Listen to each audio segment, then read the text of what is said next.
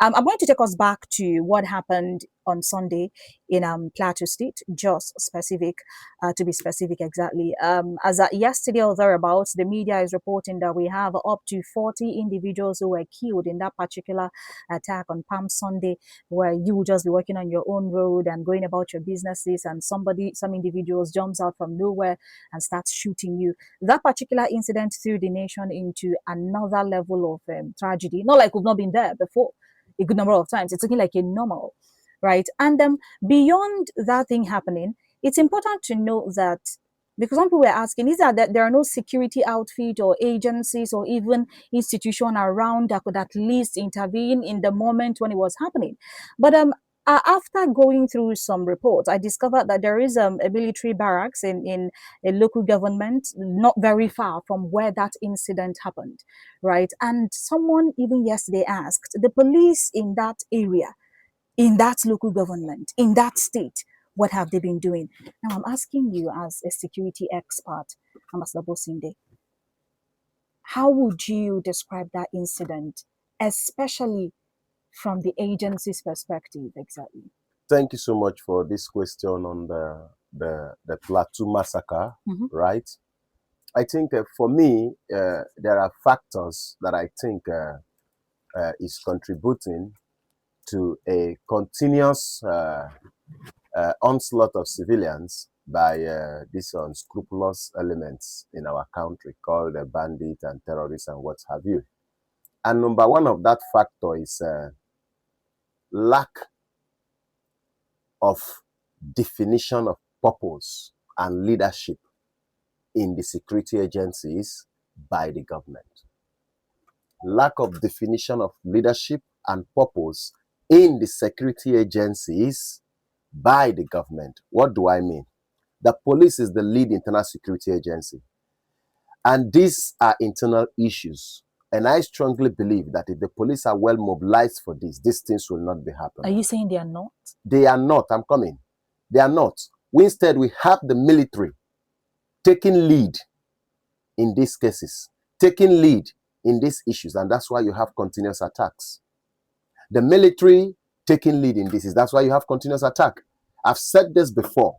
In Borno State, the police were containing these things until they handed over the flag through DIG Wakama to the army to come in. And when the military came in, the first thing the insurgent did was they overran a military barrack and now equipped themselves properly, and it became a full-fledged war in Nigeria. That's how these things scattered. Before we know this, it became a franchise. They now have Bauchi branch, this branch. Now they have Just branch and every other branch. I'm telling you what I know. I'm a security person. Listen, please. Now, the police are better trained for things like this. The police are better intelligence gatherers. The police know they are trained for internal warfare with regard to their mobile department and all these things. But they keep bringing in the military, and then the budget is just too big that if this thing ends, they won't be smiling. Okay, before the insurgency, where was the Nigerian army? In the barrack. So nobody wants to go back to the barrack. And now this insecurity don't want to be over. So I challenge the government today to define leadership. The law, by all standards, says the police is head of internal security.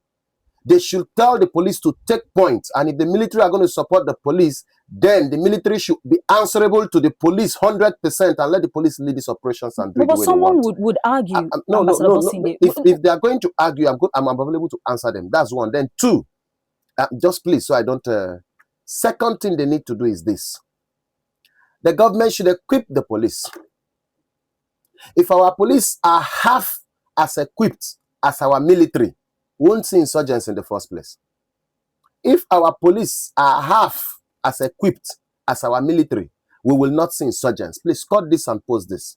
If Nigerian police is half equipped as the Nigerian military, which is a combination of the Nigerian Army, Air Force, and Navy, there will be no insurgents.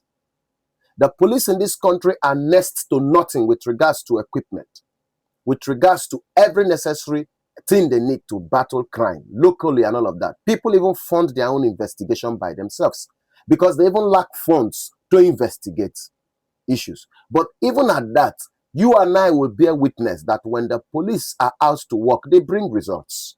These same police are globally recognized in peacekeeping missions as number one. When they go out for peacekeeping mission where everything is available, they overwork. Now in their own country, they have been brought as low as the face of corruption. They need to rethink and rearrange these things. The government don't play with the military. Yet the highest approval of implementation of an approved budget. Approved budget means after the cutting and everything, what the National Assembly approved for police. The highest level of implementation of what they approved is 30%. So, for example, they approve 100 naira for police for a year. The highest they have ever given them is 30 naira. That's the point of what I'm saying. So, they have neglected the right office and people that should handle this, and they are depending on people that are not willing to end this. The military man is trained for war, so he loves war. The absence of war means his training is not useful. So he will always like war. The police, on the other hand, are trained for peace. Go to the police stations. No matter the issue, the first thing they try to do is see if they can settle it between the parties. It's when they can't, they charge to court. Because they are trained to have that, to resolve things. That's their training. Okay. So the point is, the Nigerian government needs to define the leadership with regards to this internal security and return it back to the police. Not just returning it, everything they have been giving the army with regards to funding, the trillions and billions of defense has trillions of naira. They should now tender money to police. Let's see if this will not end. Okay, exactly. You mentioned before that the police was handling this case before it was, transferred, of course, to the military and all of that. And I came across a particular security expert too, of whose name I won't be able to mention for sake of a lot of things. And then he did mention that the police were unable to handle it as at that point, hence the involvement of the military. If exactly by what you said, Ambassador Bosin, that the police had this matter in control, as at the peak time, when, okay, we say, oh, this matter is brewing small, they had it under control, what was the need of involving the military? Good. I said, if the Nigerian police is as half equipped as the Nigerian military, that this will not happen. So what I'm saying is that instead of the government to listen to the request of the then IG and the police officer facing front line, that look, these are the things we need to handle this now, based on our intelligence and all of that. And even at that, the thing was not at a full scale. Even with nothing, they were managing it. Even with nothing, they were managing it. Even with nothing, they were managing it. Because one, the police have know their way of gathering intelligence. How to, you understand me? They have this, that's their part of their training actually. Now, they were managing it and they were asking, help us, let's nip this on the board. Let's nip this on board. Instead of you to give them what they need to nip it on the board, he said they should give it to the military. Okay, they handed it over to the military, and the first thing the people did was overrun military barrack with all the equipment. Okay, now, Turn, because from your recommendation or your submission this morning, you're saying the government is not making it easy for the police to handle it. If not, all these things that have been nipped big time. Now, Yes. if we are, because this thing has spanned through successive administrations, and with these administrations, we've had IGs too, right? You were referencing a particular IG and all of that. Other IGs and the police, do you think they've actually made this move to actually find a way of bringing this back to what it should be and what it used to be? And if we're going to bring it back, and if we have to bring it back, what and what do we need? Because if you're saying we should take this off the hands of military, I mean the army right now, and bring it back to the police, I'm not sure an ordinary Nigerian out there will tell you that I can trust the police to do this. Not the first time that the army has been called into a matter. There is a matter that was here in years back, very long time ago. In Iwo River, Abijo River, I don't know how they call that place. There was a very serious issue, and the police were handling it. And then they brought in the military. They did the parade as usual to hand over the flag to the military. The military tried their best there too, and they could also not solve the matter. In Imo River here, somewhere, the army could also not solve the issue. And they called back the police and told the police, we also cannot solve it. And they did the parade again and returned the flag back to the police. This one is here. So it's not the first time they are returning they are giving them and they are returning. It's not like it's the first time in Nigeria. Now, when they returned it, what the police did was they summoned courage, got better equipment, and since the government now saw that the military willingly returned back and say, we too, we know if we handle them, they had no choice other than equipping the police to handle the matter, and the police handled it immediately. This one is Imo River here. Ask questions. History has it. Are you getting me? The army returned it because they could not. After the police gave to them, they also could not. They returned it. And then the government had no other choice than to give the police what they wanted, and it happened. That's the same thing I'm telling you. I'm not telling you it's rocket science.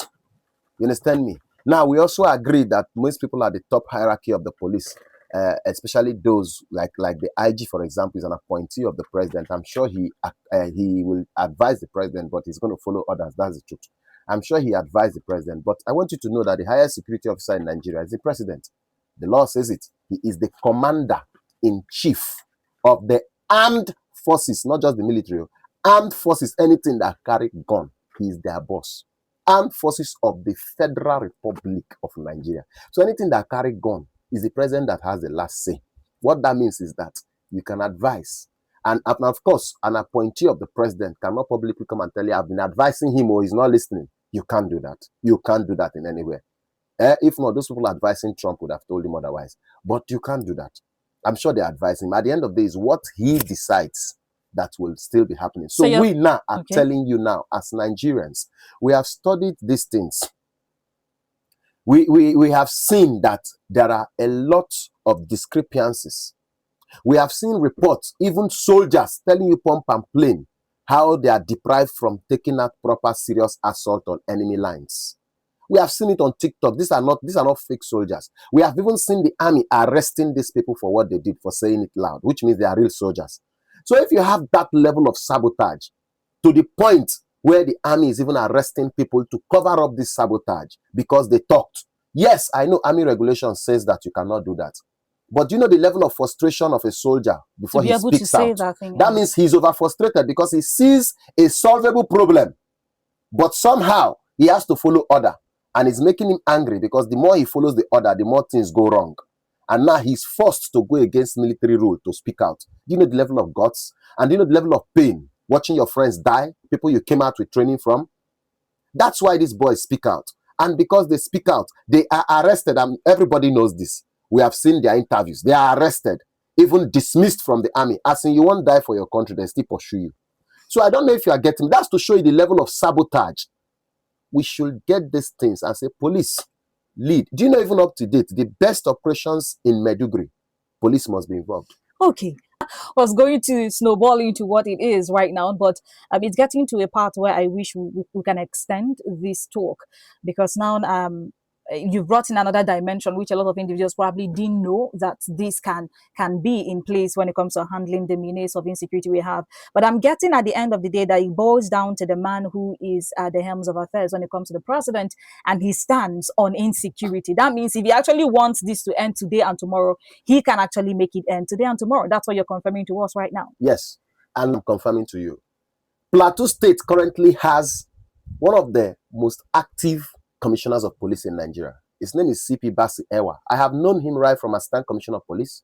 He was once area commander in Port Harcourt Metro here. As a DC, he was in Lagos. Peaceful. And you understand me? He was also in Force Headquarters. And now, he is one of those that trained the Nigerian police. He has been, in fact, he was posted from the Nigerian police training facility, College Abi. That's where he was posted from to go and be Commissioner of Police in Plateau. He's the one that trained people. So you can imagine his experiences and abilities. Yet, he is there. They should give CP Basi Ewa what he needs. Okay. Let him handle this. He can handle it. Or from Port Harcourt, this is a more to be able to take in a couple of seconds. The news at 10.